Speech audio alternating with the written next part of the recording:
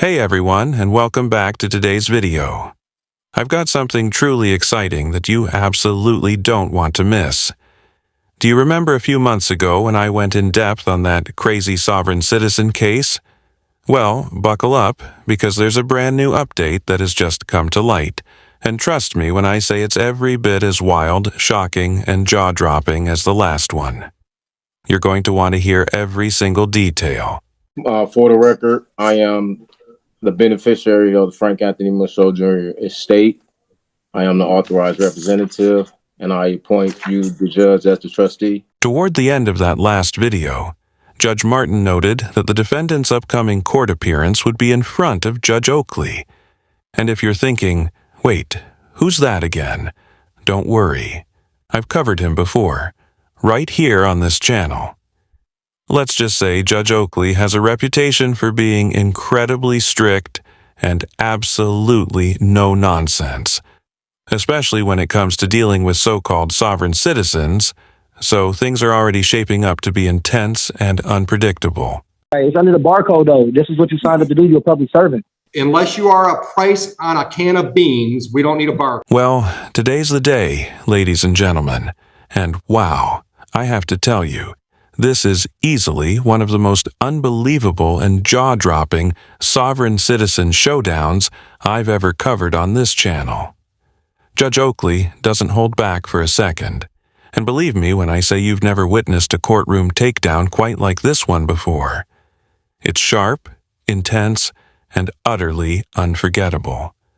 So buckle up, because we're about to dive headfirst into the chaos, the drama, and the absolute fireworks of this case, and trust me, you're going to want to catch every single moment as it unfolds. All right, appearances for the people versus Frank Michaud Jr. Good afternoon, Your Honor. Mohammed on behalf of the people, P86771. Nice. You have work. So Yeah, you're on side. Are you up? Please sit at the desk representing yourself. Judge needs to address you, sir. Is that a problem, sir? Yeah, you're a defendant. Sit at the defendant's chair. I'm not defendant. I'm sorry. Judge, if I may try to help explain. Try. I'll try. Mr. Michaud is a sovereign citizen, and No, I object. I'm not a sovereign citizen. All right, sir, don't speak. I maybe am not phrasing that correctly. Don't speak until I ask you to speak. But there is a difference between Frank Michaud, or I think it is Mr. Michaud's assertion that there is a difference between the natural person, Mr. Frank Michaud, and the sort of legal entity. I don't recognize that. And that's what I've prepared Mr. Michaud for that. Sir, you're a defendant in my courtroom. Either I issue a bench warrant because you haven't appeared, or you come up here and sit in the chair and we proceed. All right, so you're threatening me to. Absolutely, I'm threatening you. Either you're here today or you're not. If you're not here today, a bench warrant will issue.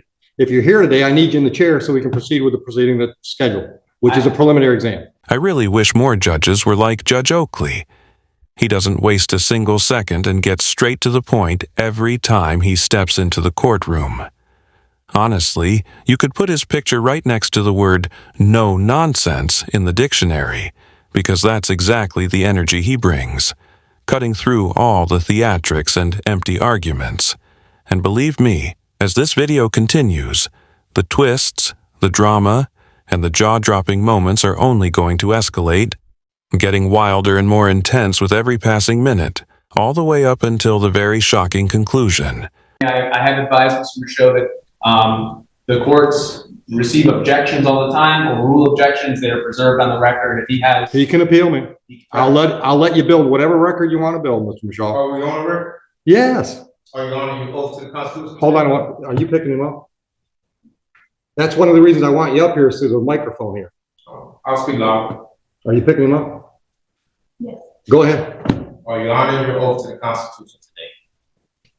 Pardon me? Are you honoring your oath to the Constitution? You have an oath to the I didn't swear an oth to the Constitution. You haven't. I took an oath that said I would follow the Constitution. To not uphold the Constitution? Yes, follow the Constitution. So you are upholding an oath to the Constitution? Yes. Thank you. I accept your oath. Thank you. Okay. Now I have. Sir, Get your ass in the chair or leave and I'll issue a bench warrant. You're not running the courtroom. I am. If you want to have an exam today, get your ass in the chair. That's the way it works. I reserve all my rights. I would have nothing less. I reserve all rights. Now, are you representing yourself today? I'm presenting myself. That's not what I asked you. Are you representing yourself, or is this gentleman going to be your lawyer for today's proceeding? I will be presenting myself today. May All right, so that's a no. You don't want him to represent you? No, for the record, he's not my lawyer. I don't have an attorney. I present myself. Okay. Judge, what I recommended to Mr. Michaud is that he has a jurisdictional argument that he wants to make.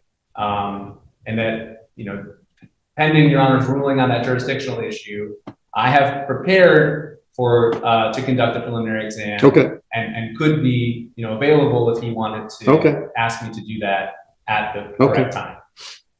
So you want to represent yourself for that jurisdictional argument, and if I rule against you, then perhaps you want him to represent you? Is that what I'm hearing? No, that's not what you're hearing. All right, so you don't want him at all under any circumstance? No, I don't need an attorney for the record. I honestly don't need any more proof that this guy's decision-making is seriously questionable. I mean, think about it.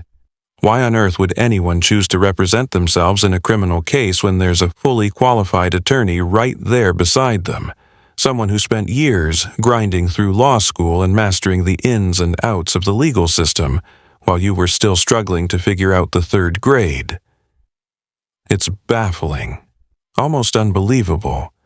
And it's exactly this kind of reckless choice that sets the stage for some of the wildest courtroom moments you'll ever witness. So, with that being said, Well, hold on. You can stick around if you want to, but I'm not going to obligate you to stay. I understand, Judge. I'm definitely going to stay. That's fine. All right. so today, You have a jurisdictional argument you want to make? what I've served notice. Sir, on it's a yes or no. Do you have a jurisdictional argument you'd like to make today? I have a Yes or multiple no? why are you forcing me to say answer? Because I'm running the courtroom and it's the way I want to do it. Do you have a jurisdictional argument you'd like to make today? I do, yes. Then make it. What's your Okay, jurisdictional so argument? I'm presenting myself. So I need to know, Article 6 of the Constitution grants me the right to know what jurisdiction is this court operating up under? State of Michigan. No, what jurisdiction? State of Michigan. Okay, what jurisdiction is the state of Michigan? District courts are legislative courts. That means they're created by statute. The state of Michigan gives me my jurisdiction. So, okay, is that, I work Criminal under the authority or- of the state of Michigan. what is it, under what jurisdiction? There's two different jurisdictions under the Constitution. You have admiralty and common law. So I'll need to know. This is not admiralty, What is and it? it's not common law. Which It's one? statutory. Okay, so it's statutory, that is what, civil? No, So what is it? For the my record, I need to jurisdiction have is that both on- I civil. can't- Well, let's be honest here. Technically, you probably shouldn't even attempt to defend yourself if you can't clearly tell the difference between common law, maritime law, and statutory law. Because those distinctions matter more than you think in a courtroom. I mean, how can you argue your case effectively when the very foundation of your understanding of the law is shaky at best? It's like trying to build a skyscraper on quicksand, and as you'll see, making that kind of mistake in front of a judge like Oakley is practically asking for disaster. What you're talking. Okay, cool. My jurisdiction is both civil and criminal as provided by the statutes of the state of Michigan. Okay, so today, under which one is? This is a criminal case. Okay, right, so is that common law or admiralty? It's statute. It's neither common law or admiralty. It's one or the other. It don't say statute. All right, then you can appeal my ruling. My ruling is it's neither admiralty or common law. So this is you say it's criminal for the record. Yes, Okay, and if it's criminal, in order for a crime to exist, there must be an injured party for the record, right? there must be what? An injured party. Yeah, it's the A people of the corpus state of delicti. Michigan. All right, so if the people of the state of Michigan, right? Where's the sworn statement?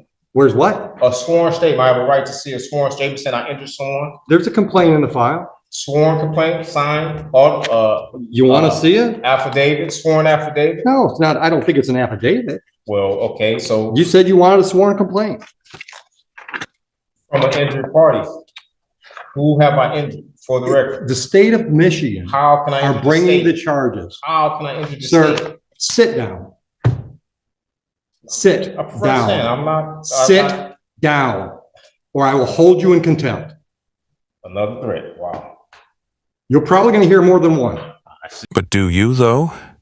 Because from where I'm sitting, all I see is a judge who is clearly done tolerating someone making an absolute fool of themselves in his courtroom, and it's only a matter of time before that person faces serious consequences.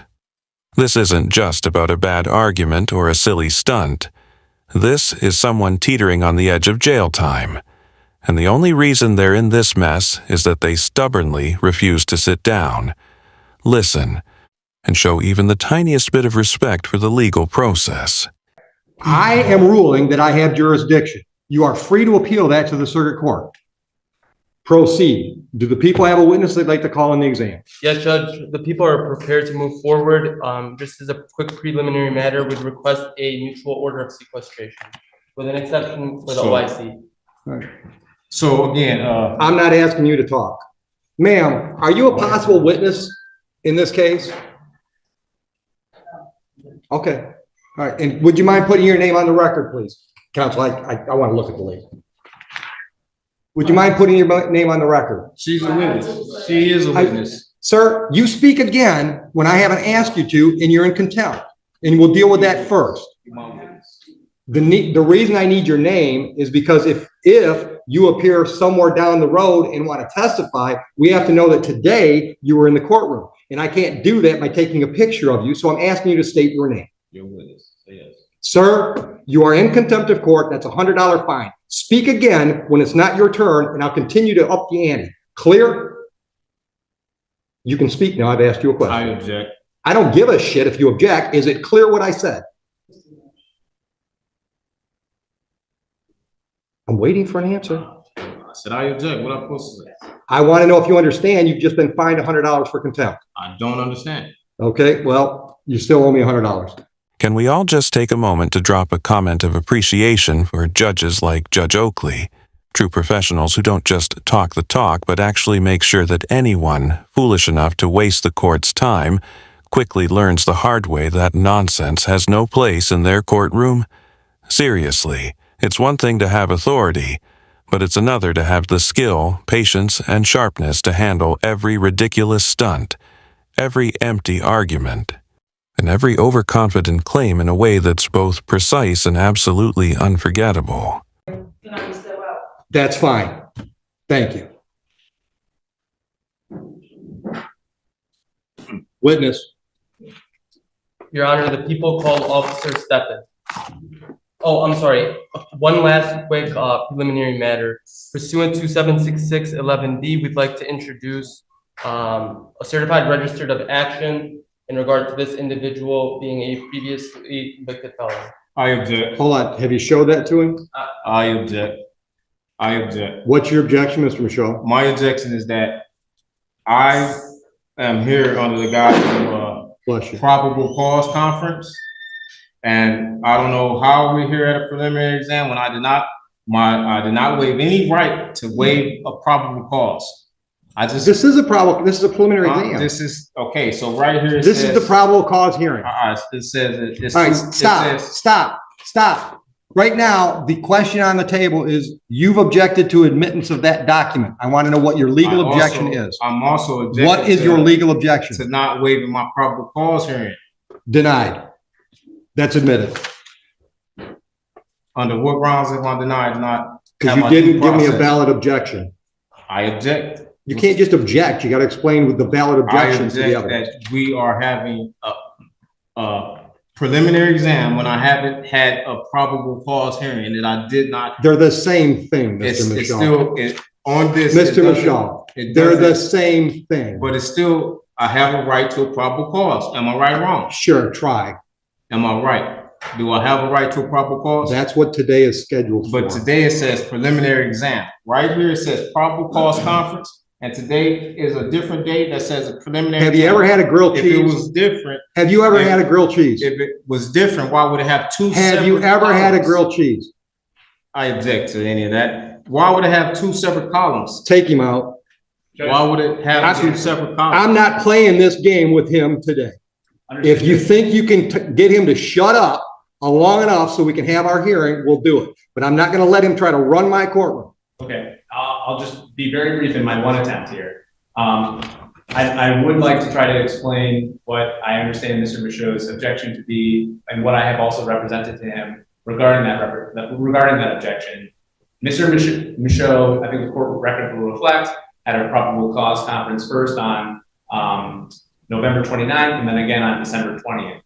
I have disclosed, I mean, I think I've been very transparent with Mr. Michaud that probable cause conference is a bit of a misleading name, because probable cause conference under the court rules does not require that probable cause be established. Right. At the second probable cause conference, Mr. Michaud was caring for a sick relative, so he wasn't able to attend that probable cause conference scheduled December 20th. Which didn't hurt him at all. Right. I represented him on that day, and I asked the court to waive his appearance so that he could remain with his family. Which we did. Understood to be his wishes. I may now understand differently that I misrepresented him in some way, but my goal was just to be able to conduct a probable cause conference where we were going to find out if there was any offer, whether discovery. You don't have to tell me what they are. I know what they are. I know, but I'm just trying to explain. And I'm trying to explain it to him too, but I'm not going to talk over him. Right. And I'm not going to play that crap today. Right. So if you want me to explain what's scheduled today versus what was scheduled last time, I'm happy to do that. But you got to be quiet while I'm talking. Clear? Oh, dude, I hear you. All right. The last court date that we call a probable cause conference is like a pretrial on a misdemeanor. It gives the parties a chance to discuss the case and see if there's any resolutions prior to the next step. Next step being preliminary exam. At the preliminary exam, the people have to prove to me that there's probable cause to believe that there was a crime and there's reason to believe you were involved. That's what's scheduled today. That is a probable cause hearing. Probable cause conference is just a name that we all came up with instead of saying it's a pretrial for a felony. Do you have any questions based on that? We're clearly dealing with someone who's just not paying attention at all. If you actually listen to what the judge is saying, it would be obvious that a probable cause conference is just a meeting to go over the case details, not a full-blown hearing, and certainly not something to panic over. The real probable cause hearing that everyone's so worked up about is actually taking place today, which means nothing has been waived, and all this frustration is completely unnecessary. Honestly, people like this might as well be handed step-by-step written instructions just to keep up with the basics, because apparently even the simplest distinctions in legal procedure can completely fly over their heads. If this is a hearing, or You didn't right, waive it. so There's nothing to hold. Do I have a right to have a probable cause conference? No. What? You can do that right now. Do you want to make a deal with the people? I want to be able to prepare myself for the probable cause conference. There's no preparing for a probable cause conference. It's a conversation. It still takes preparation. You want a PCC? Go out in the hallway, have a PCC with the unrepresented defendant. Judge, just for the record, there will be no offer at this stage. There's your PCC. Now, do you want to plead guilty? Do you want to have an exam? And at the exam, he's got to prove to me those two things I just said. Probable cause to believe a crime was committed on this date and reason to believe that you were involved. Do you want to have that hearing so he has to prove his case? Or do you want to waive? That's the other option. You can waive the preliminary exam and we'll take the case directly to circuit court level 2 weeks down the road for an arraignment on information, which I would describe as another pretrial on a felony, where you and the prosecutor can discuss the case, see if there are any offers. That's another option. Would you agree with that assessment, Mr. Sullivan? I would agree, and I would also just add that Mr. Michaud has made his arguments today. You ruled on his arguments, and that he preserves his right to. He can appeal them. As you've already said, at circuit court. And so if he wants to sort of move forward on that defense alone, that, the waiver does not preclude him from Not at all. arguing jurisdiction at the circuit court level. But likewise, if he holds a preliminary exam today, holds the people to that burden, he also maintains the right to, continue his objections to jurisdiction, to appeal the court's orders regarding jurisdiction at that next level, at the circuit court level, assuming that the people are able to prove probable cause today. Now, do you want to have an exam today? Well, I wanted to address some, I served the court some notices. I haven't read any of that because you were represented by counsel. No, I wasn't. I don't have any contract. As far as I knew, you were represented by counsel. Okay, so now you know. And I served the court notices. And I would like to. First notice, what would you like to put me on notice about? Well, I served you notice that I requested the criminal bonding information. I requested Criminal what? bid bond. Hold on. I requested the bid bond, the performance bond. I have an affidavit. There is no bond. There are bonds. This is Okay, criminal. listen. You can't tell me something and then just disagree with me and think. Listen to me, sir. I am not going to let you interrupt me. No, you just interrupt me. I'm in charge. I get to do shit you don't get to do. It's part of the black robe. Okay, that's just the way it works. My courtroom, I get to decide how it's run. Now, that right there is exactly how a judge should run a courtroom. Firm, decisive, and completely unafraid to put nonsense in its place, making it clear from the very first moment that respect, order, and the law are non-negotiable, and leaving no room for anyone to waste time or drag out a case with theatrics. Required for me to do what's scheduled today. I've been doing this 25 years. I've never had a bond. You have a bond. Okay, I have a bond. Everyone here has a bond. Not in any definition I know. So let's get to the point. Do you want an exam today? No, I really want to address. Okay, so I'm not addressing any of that crap you got in front of you. Well, since you say you don't have a bond, can you express that in a via affidavit so I can have a? It's on the record. Order a transcript. I'm not signing anything for you. Okay. Also, I want to also address that. I sent a affidavit of fee schedule for violation of any of my rights. There are no fee schedules. Well, I gave you notice, and great. Then you gave me notice. Doesn't change anything. We still scheduled for an exam today. Yes, just put it on the record that I served you notice. Okay. Also, I served you notice on my power of attorney. Okay, you said that. Right, and move on. You haven't responded to that, as well as my indemnity bond, which separates me, and I have a private capacity. I am not the artificial person. I don't recognize any of that. United States citizen. I am actually identified. Stop. You can put on notice what you sent the court if you want to make a record of that.